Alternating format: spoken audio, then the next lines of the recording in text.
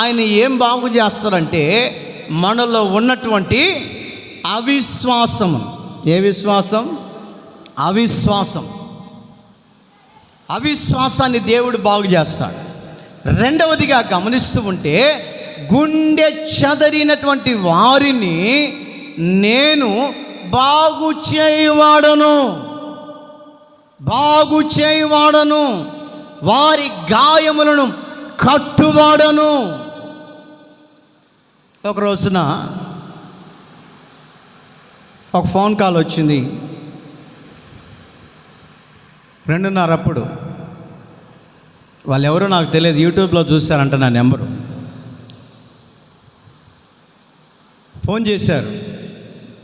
ఫోన్లోనే వాళ్ళు ఎవరో, నేనెవరినో, వారెవరో నాకు చెప్పకుండానే బోర్ని ఏడుస్తుంది ఒక ఆమె. ఏడుస్తాం. కొత్త నెంబర్, పేరు పడలేదు. 2:30 అప్పుడు నైటు. నేను ఒక పక్క చెప్తున్నామా, ఎవరమ్మా మీరు, ఎందుకు ఏడుస్తున్నారు, ఏం బాధ వచ్చింది అని అంటే ఏడుపు ఆపట్లే. సరే, ఆమె బాధను చూడలేక, సరే ఎంతసేపు ఏడుస్తుంది, ఏడవడీలే పాపం అని చెప్పేసి నేను కూడా అలాగే చెవి దగ్గర పెట్టుకొని ఒక పక్క ఒక గంట నిద్రపోతూ అలాగ పెట్టుకొని ఉన్నా, అవుట్ స్పీకర్ పెట్టుకొని. ఏడ్చి బాధపడి, పాస్టర్ గారు మీరు రవికుమార్ గారేనా అని అన్న. అవునండి అన్న. మీరు ఎక్కడి నుంచి మాట్లాడుతున్నారు, ఎవరు ఏంటి అంటే, మాది వైజాగ్ అండి, ఒకే ఒక కుమార్తె ఉందండి, దాదాపు ఆ పాపకి 4 సంవత్సరాలు ఉంటాయి, ఆరోగ్యం బాగోలేదని చెప్పేసి హాస్పిటల్లో జాయిన్ చేస్తే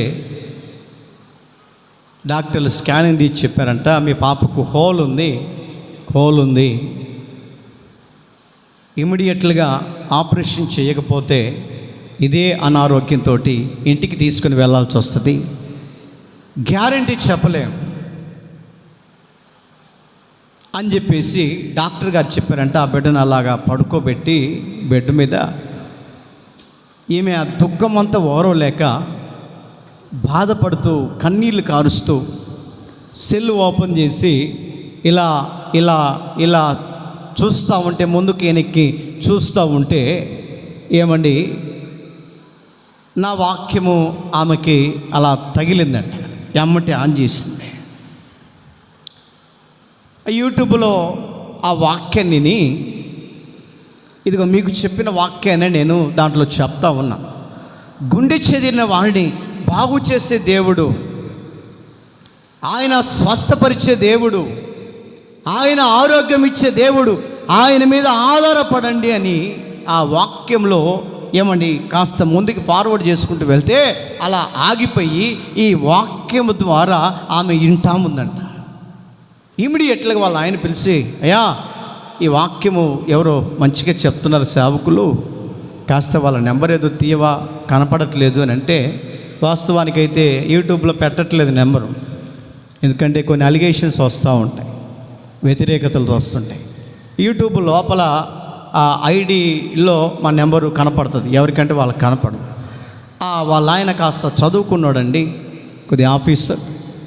నెంబర్ తీసి చూస్తే నా నెంబర్ కొట్టానండి, పాస్టర్ గారు హోల్ పడింది, డాక్టర్లు మాత్రం గ్యారంటీ చెప్పలేం, ఆపరేషన్ చేయాలి, దాదాపు 15 లక్షలు అవుతుంది, ఏం చేయాలో అర్థం కావట్లేదు, డబ్బు పెట్టుకోవడానికైనా సిద్ధమే, కానీ అది పూర్తిగా రికవర్ అవుతుందన్న కూడా నమ్మకం లేదయ్యా, మీరెవరో మాకు తెలియదు, దయచేసి ప్రార్థన చేయండి అని పోరని ఏడ్చిందండి. కల్పన కథలు చెప్పట్లేదండి, ఉన్న వాస్తవం చెప్తున్నా, ఉన్న వాస్తవం. పోరని ఏడ్చి ఒకే మాట చెప్పాను, విశ్వాసంతో, అమ్మా మీరేం భయపడద్దు, దేవునికి అసాధ్యమైన కార్యం ఏది లేదు, దేవుడి మీద విశ్వాసం కలిగి ఉండండి, దేవుని మీద ఆధారపడండి, దేవుడు రేపటి సాయంత్రం కల్లా దేవుడు మీ జీవితంలో ఒక గొప్ప కార్యాన్ని చేయబోతున్నాడని చెప్పారు. చప్పట్లు కొడుతూ దేవుని స్తుతిద్దాం. ఖచ్చితంగా దేవుడు చేయబోతున్నాడు.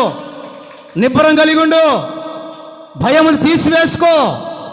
నేను ఎప్పుడైతే నా నోటు నుంచి దేవుని మాటలు, ధైర్యకరమైన మాటలు పలుకుతూ ఉంటే ఆమె కన్నీళ్లు పెట్టుకొని అప్పటికప్పుడు లోపల ఉన్న దుఃఖమంతా కొద్దిసేపు తీసేసి చివరికి నాతో సంతోషంగా మాట్లాడుతుంది. పాస్టర్ గారు, నిజంగా మీరు దేవుని చేత ఏర్పరచబడిన వారు, మీరు పలికిన మాటలు దేవుని ద్వారానే పలకబడ్డాయి. ఇదిగో మీరు చెప్పిన మాటలను బట్టి నేను ధైర్యంగా ఉంటాను. దేవుడు సిలినటువంటి కృషించిపోయిన ఆమె జీవితంలో లాస్ట్ ఫోన్ పెట్టేసి లాస్ట్ టయానికి సంతోషంగా చెప్తుందయ్యా, దేవుని సేవకుడిగా మీరు మంచి మాటే పలికారు, దేవుని సేవకుడిగా నమ్మకమైన మాటే పలికారు, నా కుమార్తెను బాగు చేస్తారని నేను నమ్ముతున్నాను. పాస్టర్ గారు, చిన్న ప్రార్థన చేయవా? ప్రార్థన చేశా, ఏడ్చి ప్రార్థన చేశా. నాయనా, చిన్న పాప ప్రభువా, ఒకే ఒక కూతురు, నా ప్రార్థన ఆలకించండి. నిజంగా నీవు నా పక్షాన ఉన్న దేవుడివే అయితే ఆ బిడ్డ పట్ల గొప్ప కార్యం జరిగించాలి. నిజంగా నువ్వు కార్యం జరిగించాలి. నమ్మకముతో కళ్ళమ్మటి నీళ్ళు పెట్టుకొని ఏడ్చుకొని ప్రార్థన చేశానండి. ఆపరేషన్కు రేపు సాయంత్రం తీసుకొని వెళ్ళాలా, డాక్టర్ గారు చెప్పారంట. అన్నిటికీ ఆపరేషన్కు రెడీ చేయండి, కత్తులన్నీ రెడీ చేయండి. 9 గంటలకు, రాత్రి 9 గంటలకు ఆపరేషన్ చేయాలి. కాబట్టి 6:30 గంటలకి ఆ అమ్మాయికి మరలా స్కానింగ్ తీయండి. వాళ్ళు అన్నారంట, సార్ నేను తీసాం కదా, ఇంకా మళ్ళీ వాళ్ళ ఖర్చు ఎందుకంటే నా మాట వినండిరా, చెప్పేది విను అని పెద్ద డాక్టర్ గారు వాళ్ళని గద్దిస్తే మరలా స్కానింగ్ రూమ్లోకి తీసుకొని వెళ్ళి 1 గంట తర్వాత నార్మల్ రిపోర్ట్ వచ్చిందంట. చప్పట్లు కొడుతూ దేవుని స్తుతిద్దాం. Praise the lord, hallelujah. Doctor గారు వచ్చారు, రిపోర్ట్ చూశారు. నిన్నటి రిపోర్ట్ చూస్తే హోల్ ఉంది, ఈరోజు రిపోర్ట్ చూస్తే హోల్ లేదు. కారణం ఏంటి? అలా డాక్టర్ గారు అడిగంట, మీరు క్రైస్తవులా, దేవుని మందిరానికి వెళ్ళే వాళ్ళ? ఎస్ అండి. నీకెలా తెలుసు? అది దేవుడు మాత్రమే కార్యము చేయగలిగిన వాడు. చప్పట్లు కొడుతూ దేవుని స్తుతిద్దాం. హల్లెలూయా. మనుషులకు అసాధ్యమైన కార్యాన్ని నా దేవుడు సుసాధ్యము చేసి చూపించగలిగిన ధైర్యశాలి. గుండె చెదిరిన వారిని బాగు చేసే దేవుడు, రోగాలతో ఉన్న వారిని బాగు చేసే దేవుడు, అనారోగ్యాలతో సతమవుతున్న వారిని బాగు చేసే దేవుడి మీద మనము ఆధారపడగలిగితే, మనస్ఫూర్తిగా విశ్వాసం ఉంచగలిగితే, మనస్ఫూర్తిగా దేవుని మీద నమ్మకాన్ని కలిగి ఉండగలిగితే, నా దేవుడు ఇప్పుడే నీ జీవితంలో కార్యములు మొదలు పెట్టునుగాక. చప్పట్లు కొడుతూ రబా షబా బాబా రిబా బాబా షబల బలక తురాల బల రిఖందరల షబర బల బలక తురాల బల. కారణం ఏంటో తెలుసా? ఆయన సర్వశక్తి కలిగిన దేవుడు, రోషము కలిగిన దేవుడు, ఎవరిని అనారోగ్యాలు పాలయ్యేటట్లు చేసే దేవుడు కాదు. దేవుడి దగ్గరికి వచ్చి నీ తప్పిదాలు క్షమించమని అడిగి, తప్పిదాలను బట్టి దేవుని సన్నిధిలో పశ్చాత్తాపడి, నా రోగమును బాగు చేయి, నన్ను స్వస్థపరచు, నా పిల్లల భవిష్యత్తును మంచిగా తయారు చేయి అని ఎవరైతే దేవుని మీద ఆధారపడతారో, దేవుడి మీద ఆధారపడిన వారిని దేవుడు త్రోసిపుచ్చే దేవుడు కాదు. ఎందుకో తెలుసా?